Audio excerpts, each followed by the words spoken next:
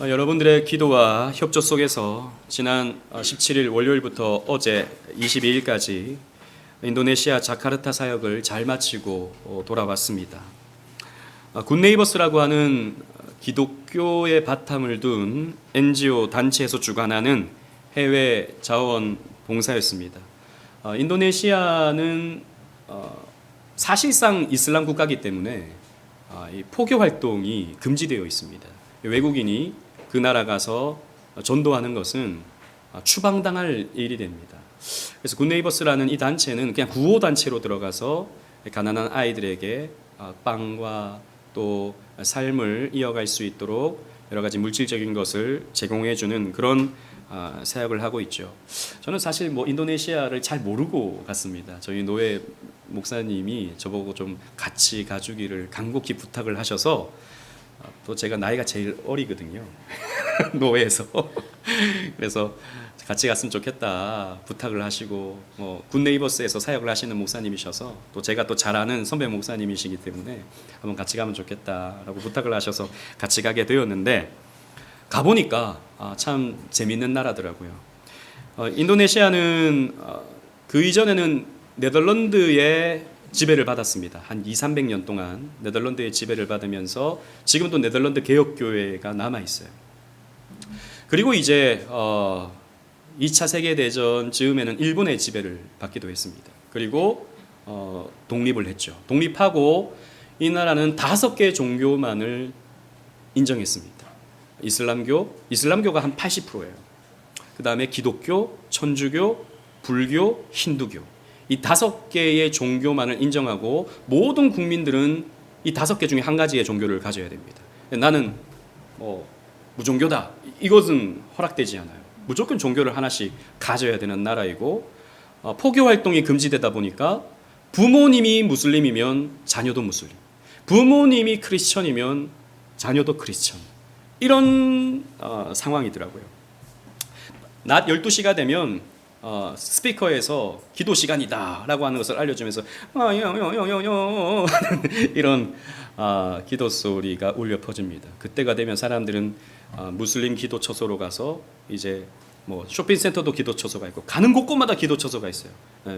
이제 나름 알라신께 기도를 하는 거죠. 또 많은 여자들이 히잡을 쓰고 다니는 것을 봤습니다.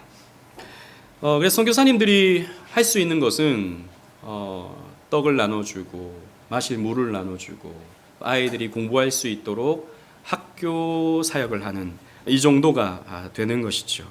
그래서 이 김포 고양 부천 쪽에 있는 목사님들이 가서 굿네이버스가 이런 구호 사역을 담당하고 있구나, 이런 또 열매가 있구나 라고 하는 것을 모니터하기 위해서 제가 이번에 방문을 했습니다. 그래서 그런 모니터도 하고 또 그런 가정을 방문해서 이런 도움을 받고 있는 가정을 방문해서 어떻게 살아가고 있는지 대화도 하고 또 마을 담벼락에 그림도 그려주고 벽화도 이렇게 그려주고 거기 그래서 제가 오직 은혜 이렇게 쓰고 왔습니다. 흔적을 남기고 왔어요.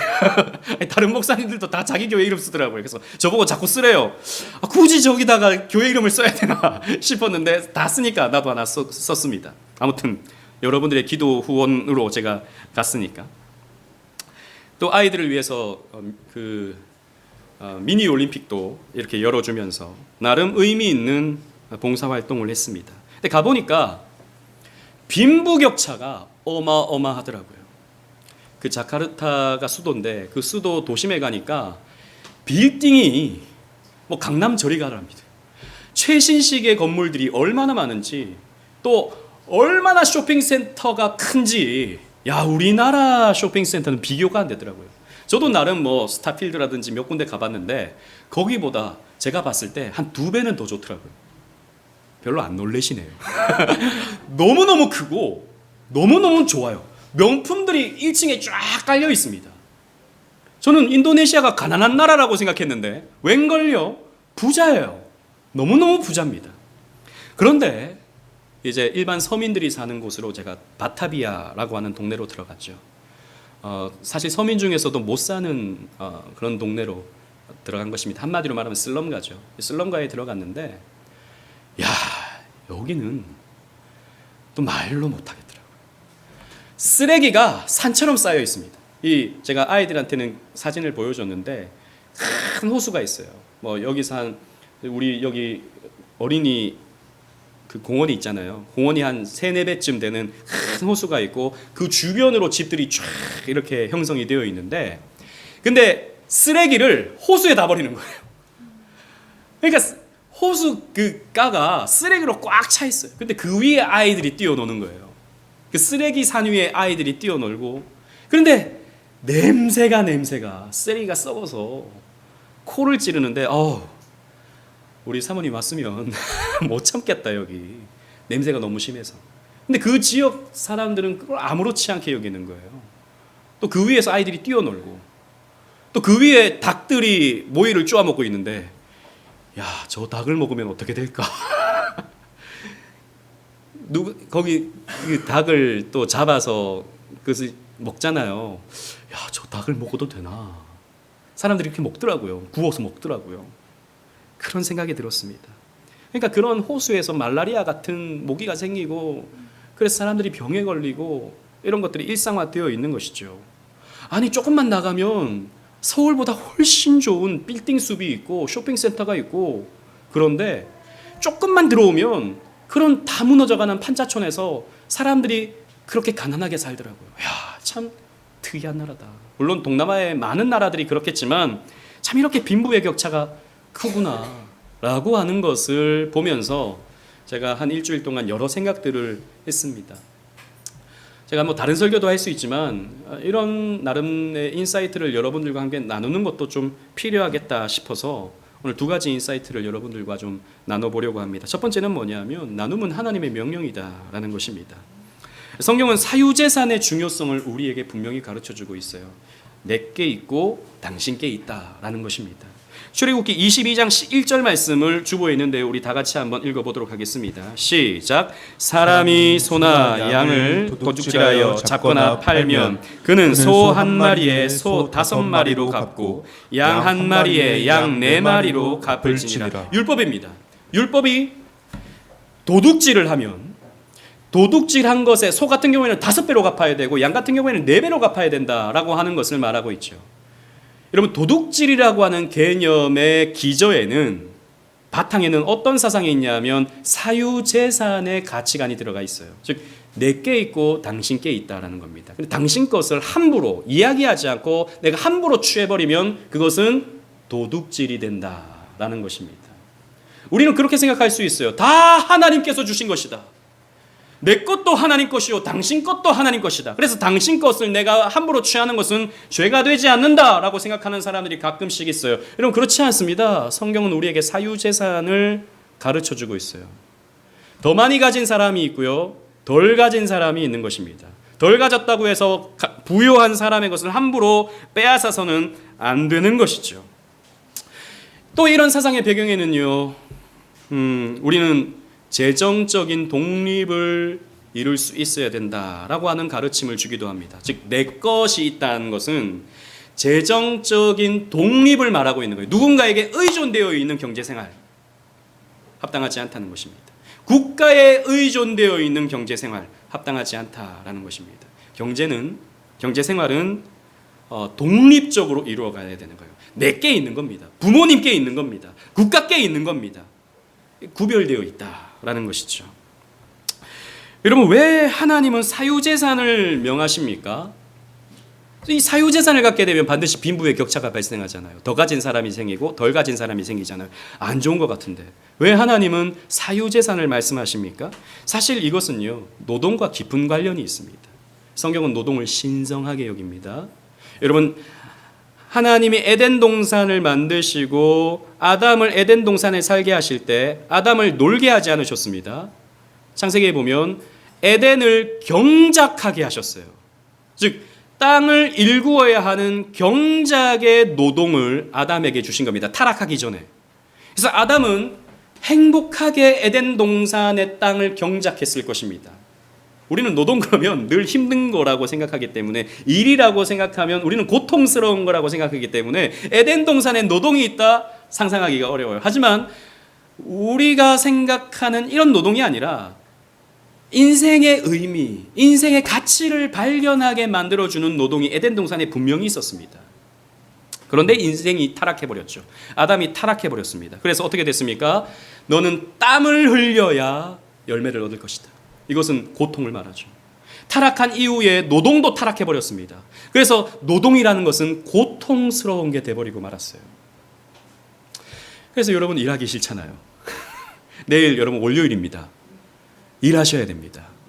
그리고 또 당장 오늘 오후부터 일하셔야 되는 분들도 있을 수 있죠. 노동은 우리에게 고통스러운 거예요. 왜냐? 노동 자체가 잘못된 게 아니라 우리의 죄가 노동에 묻어버렸거든요.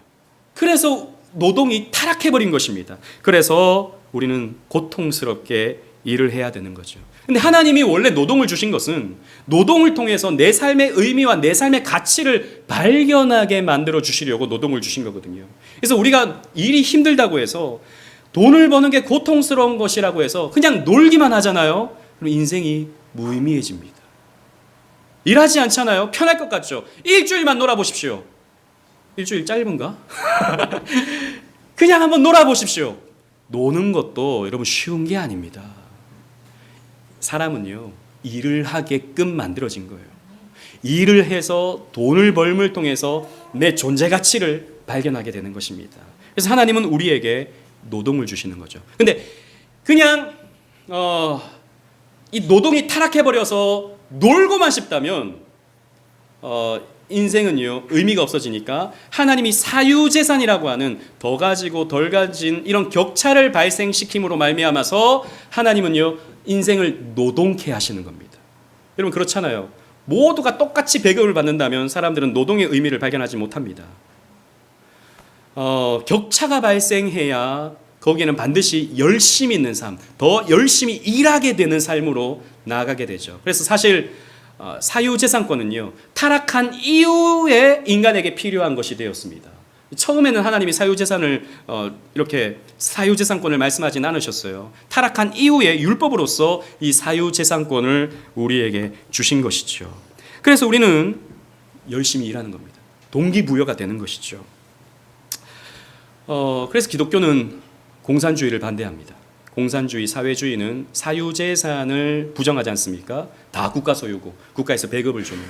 그러면 마냥 행복한 세상이 될 것 같았지만 아니요. 다 같이 못 사는 세상이 되고 국가가 강력한 권력을 취해야 되니까 독재로 이어질 수밖에 없는 것이죠.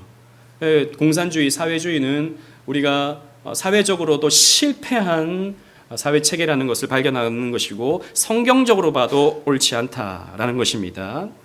그런데 우리가 노동을 통해서 재정적인 독립을 이루어 가야 하는 가장 큰 이유가 뭐냐? 그것은 바로 오늘 우리에게 주시는 말씀에 답이 있습니다. 즉 우리는요 다른 사람들과 함께 내가 가진 것을 나눠주기 위해서 재정적인 독립을 이루어 가야 되는 거예요. 즉 내 것이라고 있는 것은 하나님이 내 것을 주시는 것은 그것 가지고 너 혼자 잘 먹고 잘 살라고 우리에게 주신 것이 아니라 내 것으로 다른 사람의 어떤 도움을 주기 위해서 다른 사람과 함께 나눠주기 위해서 하나님이 우리에게 사유재산권을 주셨다. 재정적 독립을 말씀하신다라는 것입니다. 앞에서 말씀드린 것처럼 사유재산권을 인정해버리면 그 다음부터는 반드시 경제적 불평등이 발생하기 때문입니다. 그래서 오늘 말씀에서도 땅에서는 언제든지 가난한 자가 그치지 아니하겠으므로 라고 했습니다. 기독교 사상이 들어간 사회는요, 이런 사유재산권이 들어간 사회는요, 반드시 부유한 자와 가난한 자가 발생할 수밖에 없다라는 것입니다. 그래서 우리가 사실 힘든 거죠. 나보다 더 많이 가진 사람들이 있으니까. 제가 예전에 신문 칼럼을 보면서 이런 글을 읽었던 적이 있습니다. 이런 빈부의 격차, 소득의 격차에 대한 문제점을 지적하면서 판사의 판결봉을 두드리는 것과 공사장에서의 망치질은 똑같은 망치질인데 왜 이토록 소득의 격차가 발생하는가? 뭐 이런 칼럼을 읽은 적이 있습니다. 그 글을 읽으면서 저는 좀 너무 극단적이다라는 생각을 했어요. 판사의 판결봉과 공사장 노동자의 망치질의 격차는 어쩔 수 없지 않습니까? 여러분 현실적으로 판사가 되기 위해서 얼마나 많은 준비를 했겠습니까? 그 두꺼운 그 법전을 달달달달 외워야 되는 그것하고 공사장에서 해머질, 물론 그것도 쉬운 것은 아니죠. 근데 저보고 지금 판사가 되라 그러면 불가능하죠. 저는 그걸 외울 수가 없습니다. 저는 막노동 하는 건 그것도 쉽진 않겠지만 망치지 이것도 쉽지 않죠. 하지만 한 달 하면 또 가능하지 않을까 싶습니다. 이게 다른 거죠. 당연히 소득의 격차는 발생할 수밖에 없는 것입니다. 하지만 그렇다고 해서 몇백 배의 혹은 몇천 배의 소득의 차이가 발생하는 것은 합당하지는 않겠죠. 너무 지나친 격차는요, 문제가 발생할 수밖에 없는 것입니다. 지나친 격차는 인간의 타락한 탐욕으로 인한 경우가 많기 때문입니다. 여러분, 제가 그 쇼핑몰에 가서 자카르타의 쇼핑몰에 가서 스타벅스가 있더라고요. 전체적으로 물가는 싸니까, 서민들이 생활하는 물가 이런 건 싸니까 일반 식당에 들어가면 그래도 밥은 한 반값 혹은 2,000원, 3,000원 정도 하니까 스타벅스는 좀 싸겠지 생각하고 들어가 봤습니다. 그런데 싸지 않더라고요. 오히려 더 비싸더라고요. 아니 저는 또 제 아내에게 준 선물이 좀 있을까 싶어서 봤거든요. 근데 보는 족족 우리는 요즘 검색이 다 되잖아요. 한국엔 얼마에 파는지 검색이 다 되니까 보니까 더 비싸요. 더 비싼데? 싶더라고요. 그런데 제가 그 가정집을 방문해서 물어봤습니다. 뭐 제가 물어본 건 아니고 다른 목사님이 물어봤어요. 소득이 얼마쯤 되시는가? 한 가정을 방문했는데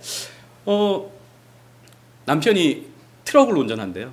트럭을 운전해서 한 달 내내 일주일에 하루 쉬고 일하는데 우리나라 돈으로 한 10만 원 번대요. 제가 찾아봤습니다.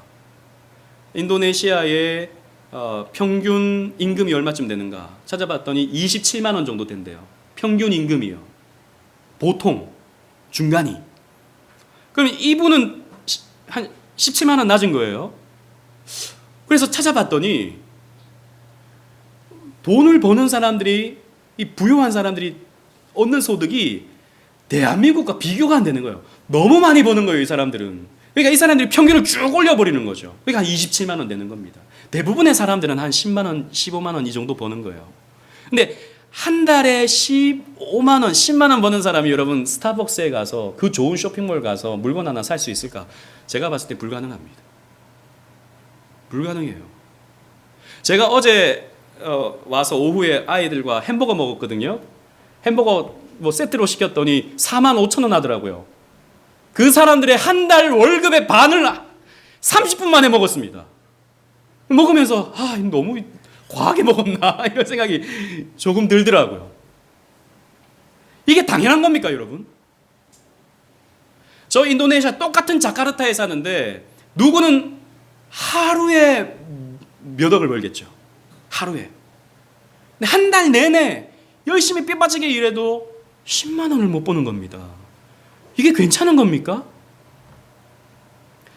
성경은요, 이 빈부의 격차를 분명히 인정하고 사유재산을 인정하지만 그렇기 때문에 반드시 경제적인 나눔이 필요하다라고 하는 것을 가르쳐 줍니다. 잠언 28장 17절 말씀 우리 주보에 있는데요. 다 같이 읽어보겠습니다. 시작. 가난한 자를 구제하는 자는 궁핍하지 아니하려니와 못 본 채 하는 자에게는 저주가 크리라. 아멘. 가난한 자를 그냥 못 본 채 하지 말라라는 것입니다. 구제하는 자는 하나님께서 채워준다. 이렇게 말씀하십니다. 이걸 우리는 성경에서 여러 곳에서 발견할 수 있죠. 하나님은요, 가난이 대물림되지 않도록 여러 가지의 율법 장치를 만들어 놓으셨습니다. 여러 가지가 있는데요, 두 가지만 소개하자면 첫 번째는 안식년 제도입니다. 그러니까 사유재산이 있다 보니까 빚을 져서 자기의 몸까지도 노예가 된 사람에게는 6년 동안 노예 생활을 할 수 있지만 7년째가 되면은 풀어줘야 돼요. 빚을 탕감시켜줘야 되는 겁니다. 가난이 대물림되지 않도록. 그렇잖아요. 부모님의 빚이 자식에게 이어지면 되겠습니까? 여러분, 빚은 빚을 또 낳잖아요. 여러분, 한번 빚지는 사람은 계속해서 빚질 수밖에 없는 그런 구조가 우리 사회에서도 보지 않습니까? 성경은 그렇게 하지 말라는 겁니다. 7년째가 되면 탕감시켜줘라 라는 것이죠. 또 안식년이 7번 반복되어지면 무엇이 됩니까? 희년이 되죠. 희년이 되면 땅까지 잃어버린 것, 혹시 내 몸뚱아리뿐만 아니라 땅까지도 팔아버린 그런 상황이 된다면 땅까지도 돌려줘야 되는 거예요. 경제적인 회복이 이루어지도록. 아까 우리가 읽었던 신명기 15장 11절이잖아요. 12절을 우리 다 같이 한번 읽어보도록 하겠습니다. 12절입니다. 시작. 내 동족 히브리 남자나 히브리 여자가 내게 팔렸다 하자. 만일 6해 동안 너를 섬겼거든 7째 해에 너는 그를 놓아 자유롭게 할 것이요. 빚을 못 갚아줘도 보내줘야 되는 겁니다. 하나님이 주신 명령입니다. 성경에 이런 장치가 많아요. 그래서 이방인들, 과부들, 고아들을 위해서 이삭을 남겨놔야 되고, 떨어뜨린 이삭은 남겨놔야 되고, 또 여러 가지의 장치들이 있죠. 예수님도 구제를 강조하셨습니다. 누가복음 12장 33절 우리 다 같이 한번 읽어보도록 하겠습니다. 시작. 너희 소유를 팔아 구제하여 낡아지지 아니하는 배낭을 만들라. 곧 하늘에 둔 바 다함이 없는 보물이니 거기는 도둑도 가까이 하는 일이 없고 좀도 먹는 일이 없느니라. 아멘. 너희 소유를 팔아 어떻게 하라고요? 구제하라 라는 것입니다. 이것은요 없어지는 게 아니다 라고 예수님 말씀하십니다. 이것은 하늘의 보물을 쌓는 일이다. 이것은 최고의 투자다 라고 우리 주님께서 말씀하시는 거예요. 거긴 도둑도 없고 좀 먹는 일도 없다. 너희들이 가진 것을 이웃들에게 나눠주면 그것은 하늘에 너희들의 보물을 쌓는 일이다. 그러므로 너희들은 가난한 자를 외면하지 말라 라고 우리 주님께서 말씀하신 것입니다. 따라서 성령 받고 난 이후에 초대교회에 나타난 첫 번째 모습은 무엇이었습니까? 자기의 것을 자기의 것으로 여기지 아니하고 함께 나누는 모습이 초대교회에 나타났던 것입니다. 나누는 거예요. 이게 하나님이 우리에게 주신 경제 원리입니다. 그래서 부유한 사람은, 더 많이 가진 사람은 나누어야 되는 겁니다. 세금을 더 많이 내야 되는 거예요. 또 기부를 더 많이 해야 되는 것입니다. 교회에서는 헌금을 더 많이 하셔야 돼요. 그게 11조 정신입니다. 11조 정신이 무엇입니까? 돈을 많이 번 사람은 11조를 더 많이 낼 수밖에 없는 거죠. 그런데 가난한 사람, 소득이 없는 사람은 적게 내도 괜찮은 것입니다. 이게 11조 정신입니다. 우리가 열심히 일해서 돈을 버는 것은요, 노동의 가치를 실현하는 아름다운 것입니다. 여러분, 저는 자주 말씀드리지만 여러분들이 돈을 많이 버셨으면 좋겠어요. 아무도 아멘을 안 하시네. 돈이 우리를 망하게 하니까 막 이렇게. 물론 우리는 돈을 우상시하지 말아야 되지만 돈은 요긴한 것입니다. 여러분, 성경은 결코 돈을 죄악시하지 않습니다. 돈을 많이 버십시오. 그런데 그 돈을 번 것 가지고 나만 잘 먹고 나만 잘 사는 그런 삶을 살지 마십시오. 나누어야 된다라는 것입니다. 사실 내가 열심히 번 돈이니까 내 것이다 라고 생각하기 쉽지만 그렇지 않습니다. 다 하나님 것입니다. 하나님이 내게 일할 수 있는 일자리를 주셨고, 일할 수 있는 건강한 육신을 주셨고, 머리가 돌아갈 수 있도록 지혜를 주셨고, 일할 수 있는 동역자들을 우리에게 붙여주시는 거죠. 환경을 주시는 거죠. 다 하나님이 주시는 거예요. 내 몸에 조그마한 고장만 나도 우리는 돈을 못 법니다. 심각한 문제에 발생하는 거죠. 따라서 우리의 물질도 하나님 뜻대로 사용하는 것이 우리에게 반드시 필요한 것입니다. 칼빈은 이렇게 말했습니다. 하나님의 재산을 위탁받은 부유한 청지기가, 돈을 좀 많이 버는 사람이 가난한 이웃에게 물질을 순환시키지 않는 것은 도둑질이며 신성모독이다 라고 말했습니다. 많이 버는데, 아까 우리 아이들한테 물어봤어요. 너희들은 부자가 되면 뭐 하고 싶니? 물어봤더니 집을 살 거래요. 돈 많으면 집 살 거래요. 그래서 제가 세인이한테 물어봤어요. 어디에 살 거야? 왜 강남에 살 거래요. 미래를 내다보는 어릴 때부터 경제적인 개념이 탁 서 있는 우리 세인입니다. 또 물어보니까 여행도 다니고 싶고, 또 엄마 아빠 차도 사주고 싶대요. 기특하죠. 너무 좋은 거야. 너 집 사기를 바래. 엄마 아빠 차 사주기를 바래. 그런데 그것만 하면 안 돼. 나눌 수 있어야 돼 라고 아이들에게 말을 했습니다. 사실 기독교 정신이 바로 여기에 있는 거죠. 나중에 말하겠지만 여러분, 기독교와 다른 이슬람이라든지 불교라든지 이런 곳에서의 차이점이 바로 나누는 것에 있어서 차이점이 납니다. 그 이유는 좀 이따 말씀드릴게요. 그래서 이런 구호단체들, 굿네이버스도 마찬가지고 기아대책도 마찬가지고 월드비전도 마찬가지고 다 기독교 배경을 갖고 있는 NGO 단체들입니다. 교회는 구제하는 공동체가 돼야 됩니다. 그래서 여러분들이 이 교회의 회원이 된다고 하는 것은 여러분들은 이 교회의 구제의 대상이 된다고 하는 의미도 되는 거예요. 때로는 구제를 받는다고 하는 것을 자존심 상해하는 경우도 있습니다.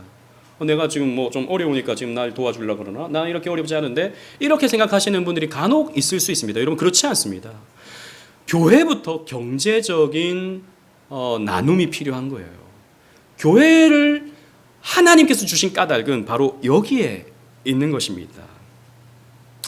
여러분 그래서 우리는 나누기 위해서 무엇이 필요합니까? 첫 번째는 성실한 노동이 필요합니다.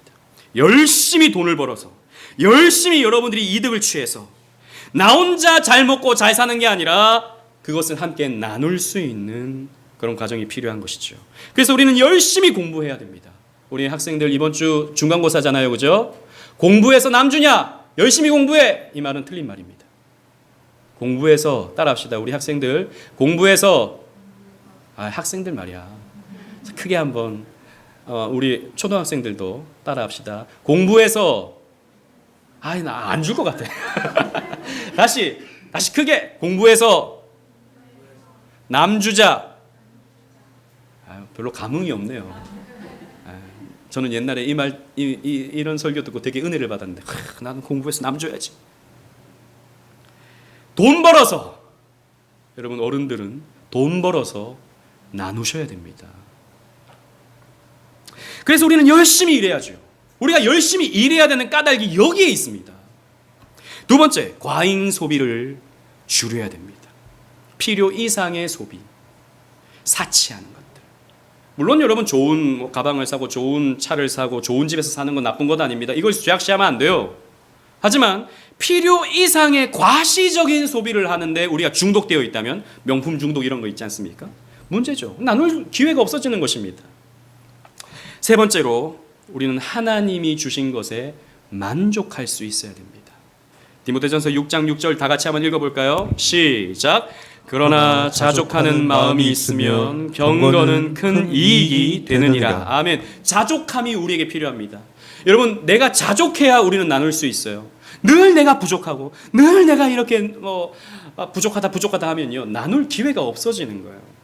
그래서 사실 우리는 풍요로운 세상 속에 살고 있거든요. 풍요로운 삶, 우리 성도님들 가운데 대부분은 제가 봤을 때는 모르지만 그렇게 극단적인 궁핍함에 있지는 않거든요. 자족하는 마음이 필요합니다. 그래야 우리는 나눌 수 있는 것이죠. 그리고 또 한 가지 제가 생각해 봤던 것은 행복이란 도대체 뭔가라고 하는 그런 생각이었습니다. 목사님들이 이렇게 이런 지역, 바타비아 이 지역을 보면서 애들을 너무 불쌍하게 생각하는 거죠. 그래서 이 마을회관에서 저희가 활동을 했거든요. 마을회관이 없죠. 그냥 벽 둘러차고 그냥 슬레이트 지붕 올려놓고 있는 겁니다. 여기 에어컨을 하나 좀 설치해 주면 좋겠다. 어떤 교회에서 또 목사님들이 좀 돈을 모아서 좋은 생각이죠. 필요한 거죠. 우리가 또 너무 더우니까 목사님들한테 그냥 앉아 있는 것도 너무 힘드니까 에어컨 하나 만들어주자, 세워주자. 필요한 일이라고 생각합니다. 또 아이들이 너무 불쌍하다고. 아이들이 학교를 안 가요. 학교가 또 너무 멀고 또 공립학교는 가서도 배우는 것도 없고 사립학교를 보내야 되는데 사립학교는 또 너무 비싸니까 아이들이 학교를 안 가요. 학교를 좀 세워주면 좋겠다. 이런 말씀들을 하십니다. 너무 좋은 일이죠. 그렇게 됐으면 저도 좋겠다라는 생각을 했습니다. 근데 목사님들의 어떤 말 가운데 계속 반복되어지는 말이 너무 불쌍하다라는 말이었어요. 너무 불쌍하다. 애들이 너무 불쌍해. 근데 저는 제가 좀 꼬여서 그런지 모르겠지만 아이들이 별로 안 불쌍해 보였어요. 너무 행복해 보였어요. 맨날 뛰어놀아요, 애들이. 맨발로 막 뛰어놀고 맨발로 아이들이 그냥 다니는데 너무 잘 웃고 또 어떻게 보면 이 동양인이 가서 같은 동양인이긴 하지만 어쨌든 우리는 뭐죠? 뭐 무슨 동아시아인이죠? 동아시아인이 가서 좀 생소했는지 막 따라오면서 막 뭐 얘기도 막 하고 너무 애들이 적극적이고 그러잖아요. 우리 요즘 초등학생들이나 중학생들 보면 늘 시무룩하지 않습니까? 우리 교회 애들만 봐도 좀 시무룩하거든요. 제가 주일 아침마다 제가 마음에 눌려요. 왜 이렇게 시무룩한가 애들이. 근데 걔들은 빵긋빵긋 웃고 뭐 말 한마디만 막 깨르르 깨르르 막 웃고 자기들끼리 얼마나 재밌게 잘 노는지 비석치기 하고 우리 옛날에 하던 그 땅 따먹기 하고 너무너무 재밌게 잘 지내는 거예요. 그런 생각을 해봤습니다. 뭐가 불쌍한 거지? 여러분, 좋은 옷 입고 왔으면 행복한 겁니까? 좋은 학교 다니고 좋은 거 먹고 지내면 행복한 겁니까? 그 아이들은 불쌍한 겁니까? 그 아이들은 못 먹으니까 학교 공부도 제대로 못하니까 불행한 겁니까? 누가 그런 기준을 세웠죠? 우리의 착각 속에는 그런 게 있습니다. 부자면 잘 산다고 생각하죠. 저 사람 잘 사는 사람이야. 여러분, 잘 산다고 하는 것이 여러분 부자면 잘 사는 것입니까? 아닌 걸 우리는 잘 알죠. 여러분, 지난번에도 말씀드렸다시피 우리나라는 OECD 국가 가운데 가장 불행하다고 여기는 사회를 살고 있습니다. 아이들한테도 물어보세요. 행복하냐고. 아까도 제가 물어봤어요. 별로 안 행복하대요. 그럼 불행하냐? 별로 안 불행하대요. 별로 안 불행하대요. 그저 그렇대요. 그런데 제가 거기서 그 유튜브를 좀 찾아봤어요. 이런 난민촌 아이들의 어떤 뭐 또 다른 데는 어떤가 싶어가지고 좀 찾아봤어요. 근데 어떤 유튜버가 인터뷰를 하더라고요. 당신은 행복하냐? 이런 슬럼가 지역에 살면서 쓰레기가 막 쌓여 있는 이런 데 살면서 행복하냐? 물어보더라고요. 그러니까 아이들이 자기는 너무 행복하대요. 학생들이 자기는 너무 행복하대요. 어떤 할머니 뭐 다리도 아프고 허리도 아프고 남편도 돌아가시고 이는 다 빠져가지고 골골골골 하시는데 행복하시냐고 물어보니까 행복하대요. 자기는. 그래서 이 유튜버가 쭉 보니까 이 사람들의 종교가 이 사람들을 행복하게 만들어주는구나. 그러니까 다 그 할머니가 이렇게 말하더라고요. 왜 행복하세요? 라고 물어보니까 신이 내게 주신 삶이니까 행복한 거지. 나는 행복해. 그러더라고요. 그래서 행복이 도대체 뭔가? 우리는 행복을 어떻게 여겨야 되는가? 우리는 저 사람들에게 뭔가를 도움 주고자 왔지만 과연 우리가 더 행복하다고 말할 수 있을까? 아니, 에어컨을 거기 세워주면 이 사람들이 행복할까? 이 아이들에게 학교를 지어주면 학교 다니면 아이들이 행복할까? 학교도 다니고 학원도 다니는 우리 아이들이 과연 행복할까? 여러분, 매달 20만 원을 겨우 버는 이 사람들은 행복하다고 말합니다. 우리는 극단적인 불행의 시대를 살아가고 있죠. 그래서 어떤 청년들은 이 불행한 이 사회에 아이를 낳는 것이 범죄다. 아이에게 죄를 짓는 거다. 이렇게 말하는 사회를 우리는 살아가고 있습니다. 여러분, 누가 더 불쌍합니까? 저는 우리가 어떤 면에서는 더 불쌍하지 않는가. 그런 생각을 해봤습니다. 여러분, 그러나 저는 이렇게 말씀드리고 싶습니다. 우리는 행복을 추구해야 돼요.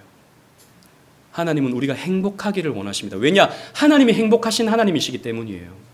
여러분, 신명기 33장 29절 말씀 우리 다 같이 한번 읽어보도록 하겠습니다. 신명기 33장 29절 시작. 이스라엘이여 너는 행복한 사람이로다.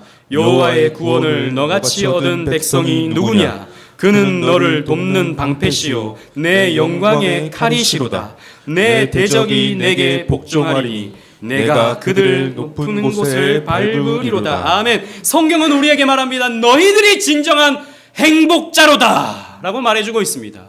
여러분, 정말 이 말씀 앞에 아멘 할 수 있습니까? 몇 명 안 되잖아요, 지금 봐도. 여러분, 정말 행복하세요? 행복한 삶을 살고 계십니까? 옛날에 그런 찬양이 있었습니다. 나는 행복해요. 새 생명 얻었으니 아버지 품 안에서 떠나 살기 싫어. 이 찬양하면서 우리 권사님들 다 우셨다고요. 제가 옛날 기억에. 근데 왜 우는가 봤더니 삶이 너무 고통스러운데 나는 행복해요 하면서 난 그래도 하나님 알아서 행복해요 이렇게 하시는 울음이 아니었는가. 여러분, 사실 우리 인생은요 고통스럽습니다. 죄 많은 이 세상은요 고통스러워요. 죄로 오염된 일을 하는 저와 여러분들은요, 일이 고통스럽습니다. 사랑하는 가정을 꾸리는 것이요, 고통스러워요. 우리는 행복이 어디에 있는가를 볼 줄 알아야 되고, 이 행복을 무너뜨리는 죄가 어디에 있는가, 죄가 무엇인가를 분명히 알아야 돼요.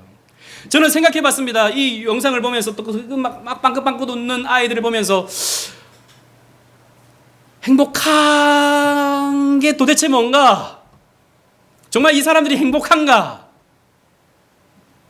그런 생각을 해봤습니다. 근데 제가 앞에서 말씀드렸잖아요. 그 사람이 이렇게 말하더라고요. 인샬라, 다 신의 뜻이야. 내가 이렇게 가난하게 사는 거 인샬라, 신의 뜻이야. 그러니까 나는 만족해. 알라가 그렇게 정해놓으신 거야. 이렇게 생각하더라고요. 그게 과연 행복인가? 종교로 극복하는 것이긴 하지만 그건 어떻게 보면 자기 만족이 아닌가, 자기 최면은 아닌가, 그런 생각을 해봤습니다. 물론 제 생각이 짧을 수 있지만 좀 꼬아서 생각하면 그 나라 통치자의 입장에서는 그런 생각을 국민들이 갖는 것이 굉장히 통치에 수월해지죠. 네가 가난한 거 신의 뜻이야. 우리가 부유한 거 신의 뜻이야. 인샬라야. 또 그 나라에는 힌두교적인 또 배경이 있지 않습니까? 힌두교는요, 업보를 믿죠. 불교와 연결이 되니까. 네가 가난한 거, 네가 전생에 죄를 지었기 때문이지. 네가 잘못한 거야. 이 사람 부유한 거, 전생에 뭔가 대단한 뭔가를 했겠지. 그러니까 저렇게 잘 사는 거야. 받아들이죠. 사람들은 체념합니다. 내가 이렇게 가난하게 살아도 뭐 원래 그런 거지 뭐. 그렇게 정해진 거지 뭐. 거기에 순응하면서 살죠. 그러니까 어떻게 됩니까? 발전이 없습니다. 여러분, 기독교는요, 그렇지 않아요. 기독교는요, 운명론이 아닙니다. 우리는 예정론을 운명론으로 생각하는 경향이 있어요. 숙명론을 하나님이 다 정해놓으신 거다. 아닙니다, 여러분. 그렇지 않아요. 그것은 예정론에 대한 심각한 오해입니다. 여러분, 빌립보서에 있는 말씀, 빌립보서 2장 13절 말씀 제가 읽어드리겠습니다. 주보에 없습니다. 너희 안에서 행하시는 이는 하나님이시니, 잘하는 말씀이죠. 자기의 기쁘신 뜻을 위하여 너희에게 소원을 두고 행하게 하시나니 라고 했습니다. 하나님의 뜻이 어떻게 이루어지죠? 우리에게 소원을 두고 행하십니다. 그래서 우리는요, 나의 발전을 위해서, 나의 부유함을 위해서 우리는 소원을 가지고 열심히 구하고 찾고 두드리는 삶을 살아야 되는 거죠. 그렇게 열심히 산 그 결과물을 우리는 받아들여야 되는 것입니다. 아, 하나님의 뜻이 여기에 있는 거구나 라고 우리는 받아들이는 거예요. 우리는 다 정해진 어떤 시나리오의 각본대로 움직이는 로봇가 아닙니다. 우리는 내 삶을, 내 자유의지를 가지고 내가 개척하고 내가 만들어가고 내가 이루어야 되는 거예요. 근데 그 이룬 것이 내가 다 한 게 아니라 하나님께서 도와주셨다, 하나님께서 인도해 주셨다라고 하는 고백으로 나가야 되는 것입니다. 내가 구원받는 것도 내가 열심히 기도하고 내가 열심히 말씀 듣고 내가 열심히 신앙생활하면서 나가지만 이 모든 배경을 하나님께서 주장해 주셨다, 하나님의 택하심 속에서 이루어졌다라고 고백하는 것이 예정론이지, 결과론처럼 혹은 운명론처럼 숙명론처럼 하나님이 다 정해놓으신 거야. 여러분, 그러면 그 삶은요, 발전이 없습니다. 그래서 힌두교 사회는요, 발전이 없어요. 이슬람 사회도 발전이 없습니다. 지배 계급이 그 국가의 부를 다 쟁취해가지고 자기들만 잘 먹고 잘 살죠. 도우려고 하지도 않습니다. 인샬라니까. 가난한 대로 내버려둬야 되는 거예요. 물론 이건 제가 극단적으로 말하는 겁니다. 거기선 그렇게 말하진 않아요. 그냥 내버려 두는 거예요. 그래도 아무런 죄책감이 들지 않는 것입니다. 왜? 인샬라니까. 여러분, 성경은요, 우리가 행복을 쟁취해야 된다라고 말하고 있어요. 신명기 10장 13절 말씀 우리 다 같이 한번 주보를 보고 읽겠습니다. 시작. 내가 오늘 내 행복을 위하여 내게 명하는 여호와의 명령과 규례를 지킬 것이 아니냐. 아멘. 하나님께서 우리에게 규례와 명령을 주셨습니다. 어떻게 살라고요? 행복하게 살라고요. 이것을 우리는 자유의지를 가지고 열심히 노력하며 우리는 돈을 벌어야 되고 함께 나누어야 되는 것이죠. 거기에 행복이 있다라고 성경은 우리에게 말해주고 있는 것입니다. 그런데 제가 보니까 아무도 그 자카르타 바타비아에 쓰레기를 치우려고 생각하지 않아요. 그렇게 쓰레기가 쌓여있고 애들이 병이 드는데 쓰레기를 치우려고 생각하지 않아요. 몰라요. 거기에 대해서는 제가 질문하지 않아서 그것도 인샬란지. 아무도 더 잘 살려고, 더 깨끗하게 살려고 노력하지 않아요. 젊은 친구들이요, 학교를 안 가니까 맨날 놀고 있습니다. 제가 여러 집들이 이렇게 문이 다 열려 있어, 더우니까 문이 달려 있으니까 한 우리 중고등학교 돼 보이는 아이들이 그냥 TV 보고 있습니다. 누워가지고. 어른들은요, 우통 다 벗고 그냥 담배 피고 있습니다. 낮 시간에. 일하려고 하지 않는 거예요. 그냥 받아들이는 거죠, 그 삶을. 몰라요. 뭐 그게 나름 행복한 거 아닌가? 성경은 그렇게 말하지 않고 있다고요. 어떤 면에서는 행복할 수 있지만 그게 행복한 삶은 아닌 것 같아요. 그래서 저는 생각해 봤습니다. 이 빵을 주는 것도 참 중요하지만, 건물을 지어주는 것도 참 중요하지만, 저들에게는 하나님이 필요하구나. 성경 말씀이 필요하구나. 부모님이 기독교라서 자기도 기독교라고 말하는데 제가 보니까 성경에 대해서 잘 아는 것 같진 않아요. 그러니까 그냥 뭐 자기가 크리스천 집 아니니까 그냥 크리스천이라고 말하는 거예요. 성경에 대해서 알려고 하지 않는 거죠. 그냥 다 뭐 어느 종교나 그렇잖아요. 종교 의식을 자기가 갖고 있는 종교라고 생각하잖아요. 안타까운 것이죠. 여러분, 예수님도요, 기쁨을 얻으시고자 애쓰셨습니다. 이사야 53장 10절 말씀 제가 앞에 읽다가 다 같이 시작 그러면 읽도록 하겠다. 같이 읽겠습니다. 여호와께서 그에게 상함받게 하시기를 원하사 질고를 당하게 하셨은즉 그의 영혼을 속건제물로 드리기에 이르면 그가 씨를 보게 되며 시작 그의 날은 길 것이요 또 그의 손으로 여호와께서 기뻐하시는 뜻을 성취하리로다. 아멘. 예수님께서 십자가를 지는 것은 아버지의 기쁨을 성취하는 거였어요. 예수님께서 씨를 보는 것, 그러니까 우리를 얻으시기 위해서 예수님께서 십자가를 지시는 겁니다. 그리고 아버지께서 계획해 놓으신 그 구속사를 예수님께서 이루시는 것입니다. 그것이 아버지의 기쁨이요 예수님의 기쁨이었어요. 이것을 얻으시기 위해서 예수님은 자신의 것을 나누어 주신 것입니다. 희생하신 거예요. 여러분, 우리는요 그래서 행복을 그저 자기 만족으로 혹은 정신승리라고 하죠. 좀 나쁘게 표현하면 정신승리로서 나는 그냥 행복해. 나는 하나님 아니까 행복해. 물론 그것도 하나의 신앙일 수 있어요. 하지만 우리는요 우리의 삶을 쟁취해냄으로써 얻는 행복, 얻는 기쁨이 우리에게 필요한 것입니다. 이것이 다른 종교와 기독교의 차이라고 하면 차이일 수 있는 것이죠. 제가 최근에 예전에 가르쳤던 대학생 2명이 한 두세 달 됐나요? 저희 교회 한번 놀러 왔습니다. 목사님 인사드리고 싶다고. 그래서 오랜만에 한 7, 8년 만에 또 만나니까 아유 그래 잘 지냈냐 뭐 여러 가지 이야기를 하면서 한 친구는 제가 잘 아는 친구인데 한 친구는 잘 기억이 안 나요. 네, 기억은 어렴풋하게 나는데 아무튼 열심히 한 친구는 아니었어요. 근데 그 친구가 같이 따라왔더라고요. 근데 그 친구의 얘기를 듣는데 참 마음이 아팠습니다.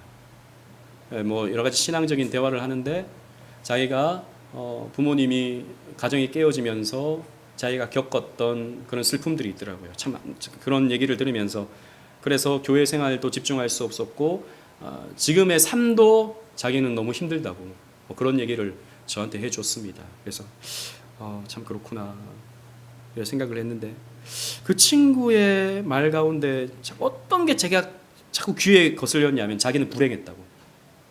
그래서 지금도 불행하다고. 엄마 아빠 때문에 나는 너무 힘들었다고. 그래서 지금도 불행하다고. 자꾸 이런 말을 해요. 그래서 제가 좀 꼰대같이 잔소리를 좀 했습니다. 이런 말 하면 꼰대가 되거든요. 오늘날 이 시대는. 제가 제 얘기를 해줬습니다.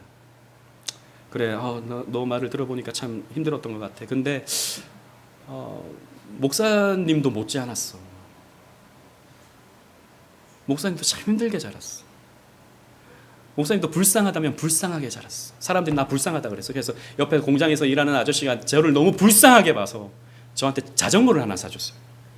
맨날 옷 늘어진 옷 입고 막 그렇게 저희 어머니가 저를 불쌍하게 키우진 않았는데 혼자 있는 시간이 많다 보니까 아무튼 좀 불쌍하게 봤어요.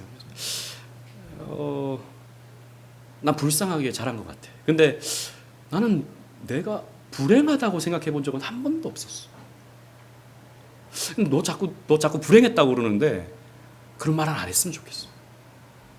제가 그런 말을 했어요. 그러면서 요셉의 얘기를 해주고, 결국에는 그 요셉의 어떻게 보면 참 고난과 힘겨움의 삶이 결국에는 하나님께서 귀하게 쓰시는, 다른 사람을 살리게 만드는 그런 기회가 되었던 것처럼, 너에게 그런 슬픈 과거가, 너에게 그렇게 힘들었던 그 과거가 언젠가는 누군가를 도울 수 있는, 누군가를 살릴 수 있는 기회가 될 거야. 너 그 믿음을 내가 가졌으면 좋겠어. 제가 이렇게 잔소리를 좀 했습니다. 저는 정말 그랬거든요. 저는 아버지 빨리 돌아가시고 그 가난한 집에서 지내왔지만 한 번도 제가 불행하다고 생각해 본 적은 없었습니다. 왜 그랬는가? 저는 제 마음에 하나님이 계셨기 때문이라고 생각해요. 물론 여러 가지 긍정적인 어떤 마인드도 있을 수 있지만, 어릴 때부터 교회 다니면서 그래서 제가 더 교회 열심히 다니고 한 것도 있었겠죠. 저는 행복했어요. 지금도 저는 행복합니다. 여러분, 불행하다고 생각하지 마세요. 오늘날 이 시대가 여러분들을 세뇌시키잖아요. 정치인들이 여러분들 세뇌시키잖아요. 분노하라고. 우리는 불쌍한 시대를 살고 있다고. 물론 여러분, 우리는 바꿔가야 되는 것이 분명히 필요합니다. 하지만 여러분, 우리는 행복한 사람들이에요. 여전히 사랑하는 사람들이 우리 주변에 있고, 여전히 우리는 먹을 것이 있고, 무엇보다도 하나님의 말씀이 있어서 내일을 살아갈 수 있는 힘을 우리들에게 공급해주고 있는 것입니다. 그러므로 우리는요, 얼마든지 행복하게 살 수 있고 얼마든지 행복한 내일을 만들어갈 수 있는 거예요. 나라 핑계대고 사회 핑계대고 자기 배경 핑계대고, 여러분, 이건 옳지 않습니다. 우리가 만들어가는 거예요. 내가 어떻게 사느냐에 달려있는 거예요. 물론 하나님의 도우심 가운데. 성경의 세계관을 우리는 가져야 됩니다. 말씀을 맺겠습니다. 행복은 결코 우상으로 얻을 수 있는 게 아닙니다. 돈, 쾌락, 권력을 통해서 얻을 수 있는 게 아니에요. 행복은 사랑의 나눔을 통해서 얻을 수 있는 겁니다. 나눌 때 우리는 더 행복해질 수 있는, 사랑은 나누는 거잖아요. 행복은 모든 것을 체념하며 현실을 받아들이는 것으로도 얻을 수 있는 게 아닙니다. 그건 착각이며 거짓 행복일 수 있어요. 행복은 여러분 하나님께 있습니다. 하나님이 행복하신 하나님이십니다. 삼위일체 하나님은 영원히 기쁨 속에 계셨으며 그 기쁨을 함께 나누심으로 하나님은 행복하시는 하나님이세요. 그래서 우리에게 그 사랑을 나누실 때 하나님은 행복하셔요. 우리가 또 그 행복을 우리가 나눌 때 우리는 또 행복할 수 있는 거예요. 여러분, 이 삼위일체 하나님께로 오십시오. 하나님 안에 행복이 있습니다. 그래서 그 행복을 다른 누군가와 함께 나눌 수 있는 조금 더 넉넉한 마음을 가지는 저와 여러분들 되시기를 주님 이름으로 축원합니다. 아멘.